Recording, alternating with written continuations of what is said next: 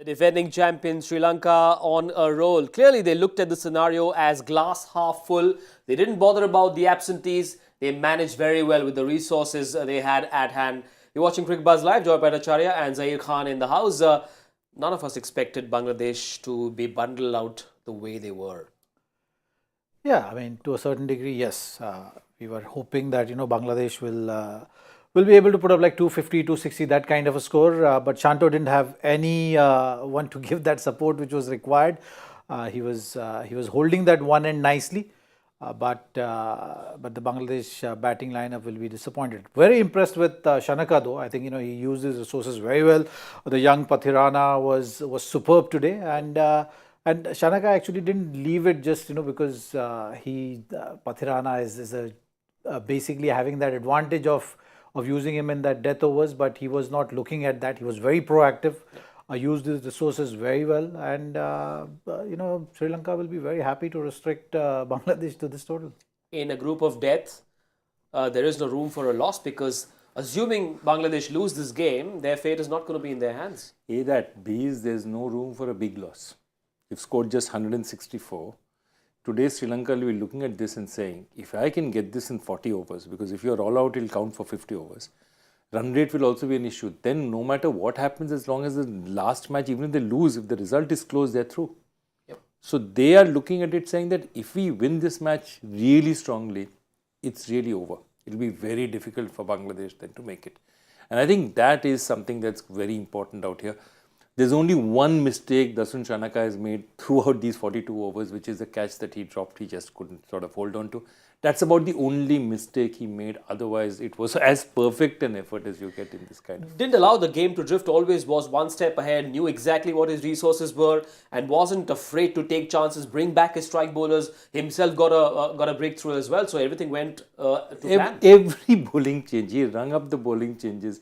He brings Theekshana up front, Theekshana gives him a wicket. He brings Dhananjay Silva, he gets 15, in the first 15 overs, he gets 7 overs of spin, they give him the wickets. Everything goes right for him. He called in the changes, he did it, and he relentlessly attacked. And the other thing we're seeing is, remember this one man, Pathirana, what is it? This is the start of his one-day international career. This is his 5th one-day international. And those are his career best figures. And what you're now seeing is his emergence as an ODI bowler. He's just 20 years old. He's 20 years old. You're just seeing him. We've seen him so much for CSK. But now, in the international thing, at 145, the way he bowls, the accuracy he keeps, he's a formidable prospect. More youngsters across the world now want to get into the Dhoni finishing school as opposed to Harvard and Oxford. Yes, there's no doubt about it. We can keep talking about it. But look, Pathirana is definitely a match winner. There is no doubt about that. You add Wanindo Hasaranga to this bowling lineup, then this attack is definitely going to be formidable. So things are looking up nicely now, for Sri Lanka. There is no doubt about it. You've seen the kind of momentum they've created also, to get to the World Cup through the World Cup qualifiers. So all these things are really good positive signs for Sri Lanka cricket. Now, Rajitha bowled 7 overs, no wickets for him, but he seemed to bowl very well within himself. What do you make of the action? He's a tall man. What do you make of him? Yeah, he's a steady bowler. He uses his height very well. You've seen that extra bounce. I guess that will shape going away from the right-handers also. But it's still, we have to see that Chamira and Lahiru Kumara, when they come back, how Sri Lankan management is looking at that. Madhushanka is also a good variation for their bowling lineup. Left armer, he can swing the ball back into the right-hander, so that's also a good variety to have in your bowling lineup. So yeah, when you're looking at all these things, you're suddenly feeling that okay, Sri Lanka now in these conditions can really give any opposition not an easy way out there on the field. Online, when India is not playing, Indian cricket fans find a way to own that moment. Now, a lot of Indian fans, especially online, are saying, this is what happens when your players play in our Indian Premier League. They want to take credit for what they've seen Pathirana do today. And Theekshana, of course. Look, Pathirana, Theekshana again, but you are also playing for a country that has won or is poised to win perhaps its 11th one-day international in a row. Yep. This is a very good team, the team that has come from behind to win an Asia Cup. A captain who's very, very, after Sangakkara, the glory days of Mahila and Sangakkara, you're seeing a captain again who's ringing in changes, who's calling it as it is, who's ahead of the game. He's not allowing the game. So every time there's a partnership, even to the extent of Tawfiq Hriday, if you remember, that was a crucial time. He was batting well, the partnership with Shanto was going well. Did you see where he was hit? How far out he was hit? So for the captain to take a call and to say that, no, I think that ball is hitting the stumps, it's a big call to take. It's not an easy call to take. He took it. So every time he was aggressive, he said, this is an important wicket. Even though he's so far out, I'm going to take that. And I think those are the kind of decisions that really lead ahead. Sri Lankans are good people, I've been told. Very gentle, kind people, and they enjoy a certain soft corner in the hearts of cricket fans across the world. And they'll also be relieved that this could be the start of a new era in Sri Lankan cricket. They've had to go through the qualifiers in the last 3 years for world events, but it looks like, especially from this innings, that they do have the players to start an era that will see them do a lot better in the years to come. Yes, they needed that consistency around the team picking, how you're looking at things. So we've been talking about that. Most importantly, you need that leader as well. And I think you seem like you can see that enjoyment. You can see that group coming together nicely. So it's still not going to be easy when they're playing against the tough teams. When you're talking about top 5 teams of this format, that test they still need to pass, and it's not going to be that easy for them. But on the whole, you can now safely say that Sri Lanka are looking like how Sri Lanka used to be seen by other opponents now. None of the opponents are going to take them lightly. Right, we must talk about Bangladesh and how they are feeling with this really poor batting performance without Tamim Iqbal, without Litton Das. It seems like life has been sort of taken out of this batting force. There's not much in there, or have they underperformed?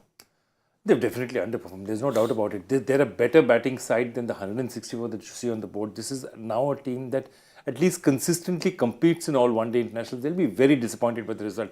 Remember again, Sri Lanka were the guys who had to qualify for the 21 World Cup, T20 World Cup, the 22 T20 World Cup, the 23 ODI World Cup. These people were always there. Yep. And if you look at that batting card again, the one thing you'll see is again, Shanto has basically just one partnership of any substance, a bit with Naeem up front and then with Tawfiq Hriday. And after that, Mushfiqur comes in for a bit, but then he tries to sort of ramp a ball and gets caught in third man.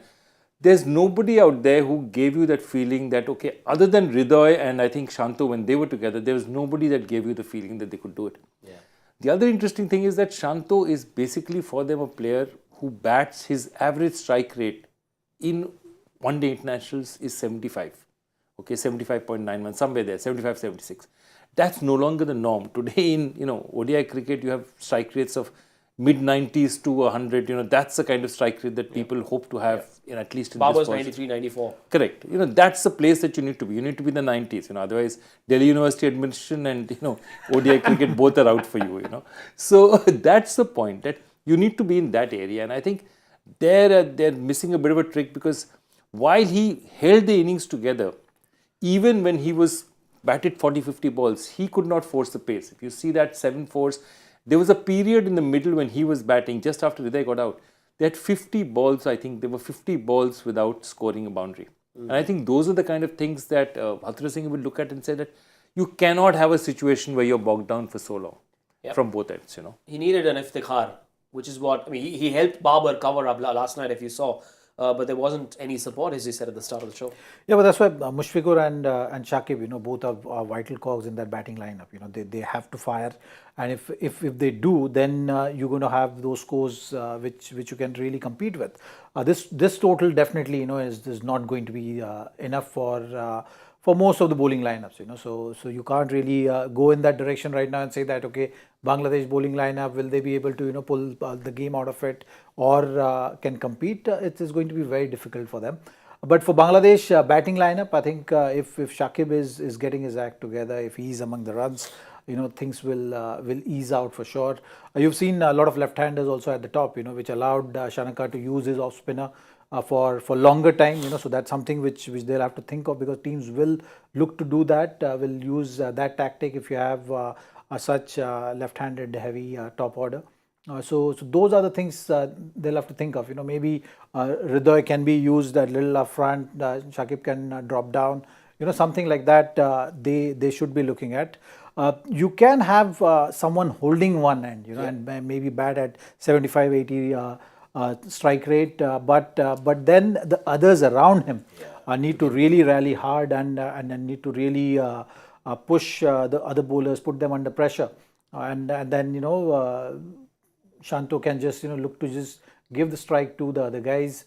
But those are the things I think Bangladesh think tank need to right now look at and then figure out, because in this format, the way ODI format is shaping up in modern day ODI format, you will need in excess of 280, 290 runs more often than not to compete, and then that's something which you have to figure out a way for your team to get there. Once they get there, then they have the bowling lineup, to make the match out of that. Just a bit on that Shakib dismissal. Was he late because it hit his glove and terrific catch by Mendes? Was it him being late or was it the action? I think it's the angle also, so facing awkward angle bowlers, it's never easy. You've seen it with Malinga also, that used to happen. You're seeing with Pathirana as well.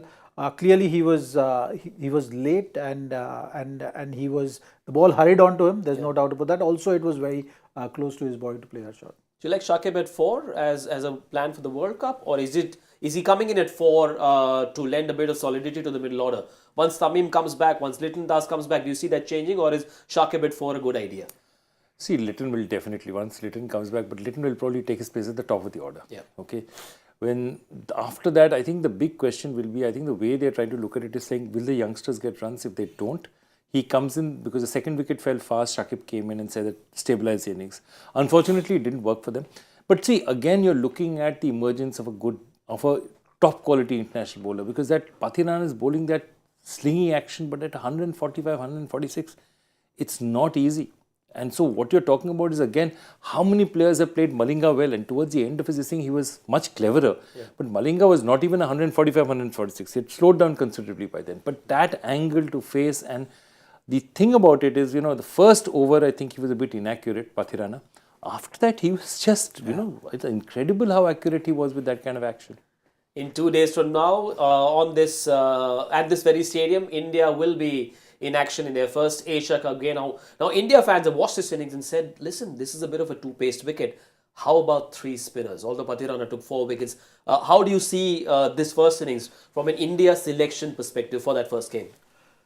Well, if it was World Cup and some other opposition, then maybe they would have thought about it. But remember, this is Asia Cup. All the Asian countries, you've seen they're good against spin. Yeah. You've seen with ODI rules also that middle phase is not that easy now. With that extra fielder in the 30-yard circle, doesn't make life easy for any bowler, and spinner can have it really tough. So keeping all those aspects in mind, I don't think they'll go in that direction. Similar wickets expected in the World Cup?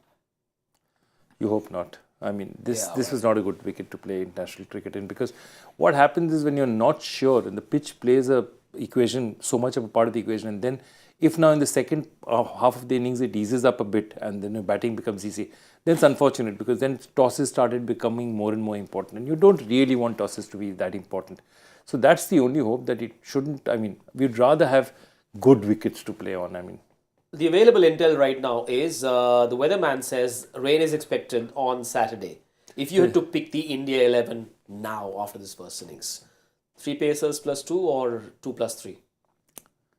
So I'm going first because Zach, I know, has far more to say about it. But I'm going to go first. So if you look at how this team has been constructed all this period, it is clear that India is looking at a 3 pieces formula. Okay. That's how they've constructed their team. They've built their bowlers. What are they doing? Their thing is they're saying that, okay, we'll play Jadeja at 7. Okay. Probably the way they've picked Kuldeep at 8. And then you have these 3 fast bowlers that you're there. And this is how we're going to start probably the Asia Cup. And if nothing totally disastrous happens, the World Cup also will start like this. Okay. Unless they have a surface that really suits spinners, or it's really turning, or there's something radical happening out there, this is the formula they'll have. They'll have Jadeja, they'll have a second spinner and 3 fast bowlers. Now for that to change, lots of things will have to happen. They need to lose. They'll need to spinners. If Kuldeep is ineffective, something is not happening with them. If Jadeja is not giving them wickets, they think they need more variety. Then they'll change. But I think at least for 2-3 matches, they'll stick to this formula. That's my thought. Would it also be about giving the three pacers some game time? Because Jasprit Bumrah has just come in. Shami Siraj needs some game time as well. I think except Jasprit, I think all these bowlers have been playing regularly. So he's someone who has had a long layoff from the game. So for him, it's important that he gets as many overs as possible under pressure in matches. That will certainly help. The lead up to the World Cup, as far as Jasprit is concerned, it's looking very good because he's got enough number of games. He's not under pressure from that point of view. He can really peak at the World Cup. Looking at the stack up of the squad, I think I fully agree with Joyda on that. It's going to be 3 seamers with 2 spinners, Hardik as your 4th seamer. I think that gives you a good balance overall. And that 3rd seamer, if you have out and out seamers, that is something which the format requires right now. If you are able to really put batting orders under pressure throughout the game, throughout the 50 overs, and for captain to have that luxury also of rotating his bowler the way he wants. If you have solid 5 bowlers, it's only going to add to the tactical side of things. Right, coming back to Sri Lanka versus Bangladesh, only 165 to chase for the defending champions to notch up a win. Let's pull up the Sri Lanka 11 and we can talk about their batting. As you can see, Pathum Nissanka has been a big story, Joy. He's been someone who's been in terrific form in the last few months. He's been, I think, it's got more than 600 runs this year in one-day internationals. Him and Dimuth has been equally good. He's got about 481 runs. So you're looking at a top order which is now settled. These two have really settled in. Kusal Mendes has been very, very influential when he's come in, but he's come in and out. Samara Vikrama is a bit of a gamble. There are players out there, Kushal Perez, there are lots of good batsmen there who could have come in. Charita Asalanka is probably my favourite player because an absolutely class player, but he's not getting that many runs. But the important thing is, if you look at the results so far, the 10 wins that they've had this year, other than one of them which was by 21 runs, they're comprehensive wins. They're like by 175 runs, by 180 runs, and most of it is because those top 2 have delivered so much. And then right at the bottom, Shanaka has hit them for runs, Kushal Mendes has hit runs. So that's what they've got. Dhananjay has hit runs. So they're a very, very powerful side. I think their business will be over the next 2-3 matches to figure out who their 3, 4, 5 are. Because once Shanaka comes in, after that it's set, the top 2 are set. How do they want to play it? And it's a matter of how they want to play it. They have the players. They've got variety in their bowling. They've got variety in their batting as well. There are 2 left-handers in the top 5. So it's good for a captain to be able to have that kind of flexibility. There's Asalanka who comes in at 5 and Karunaratne at the top who's a left-hander as well. So that would really help a team.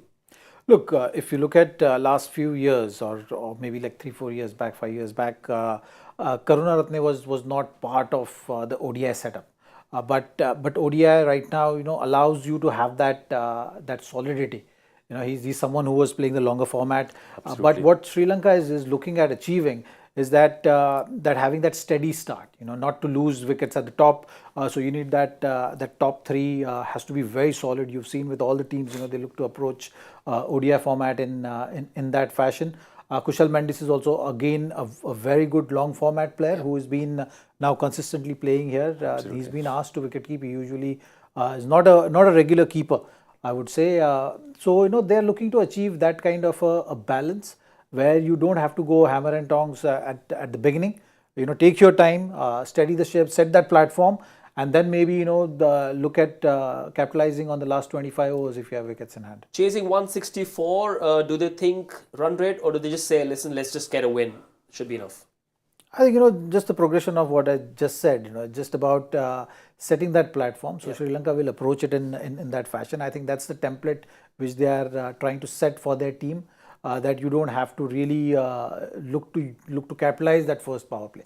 In a T20 format, you actually look at that power play. Yeah. It has to be very aggressive. Even if you lose wickets, you think runs. You look to put bowlers under pressure and set that tone.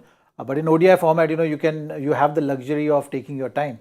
So I think that's what Sri Lanka will look to do, and they'll take their time, not rush things at the top. Let's pull up Bangladesh's 11 and get Zaheer Khan to talk about how Bangladesh should go about defending this smallish total. Taskin Ahmed, clearly their prime weapon.